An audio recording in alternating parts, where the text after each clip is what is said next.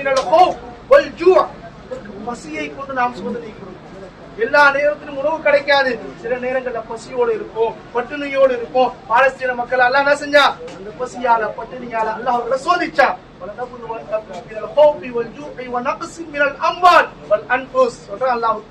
உங்களுடைய காசு பணத்தை உங்களுக்கு கொடுத்தும் சோதிப்போம், உங்களிடத்தில் இருக்கக்கூடிய காசு பணத்தை எடுத்தும் சோதிப்போம். காசை கொடுப்போம், காசு கொடுத்து அல்லாஹ் சோதிப்பான். இந்த காசை நீ நல்ல வழியில செலவு செய்யா, தீய வழியில செலவு செய்யா. காசை எடுத்தும் அல்லாஹ் சோதிப்பான். காசு அல்லாஹ் நம்ம கிட்ட கொடுக்கலையே, நம்ம இப்படி இருக்கிறோமே, அந்த நேரத்திலும் சோதிப்பான். சில உயிர்களை அல்லாஹ் கொடுத்தும் சோதிப்பான், சில உயிர்களை அல்லாஹ் எடுத்தும் சோதிப்பான். நம்மளுடைய சொந்த பந்தங்கள், உறவினர்கள், நண்பர்கள் எவ்வளவு பேர் நம்மளை விட்டுட்டு போயிருக்கிறாங்க. நம்மளுடைய உயிர் இந்த உலகத்தை விட்டு போயிருச்சு. அல்லாஹ் சொல்றான், உங்களுக்கு உயிரை கொடுத்தும் சோதிப்போம், உங்களிடம் இருந்து உயிரை எடுத்தும் சோதிப்போம். கடைசியாக அல்லாஹ் சொல்லக்கூடிய விஷயம் என்ன?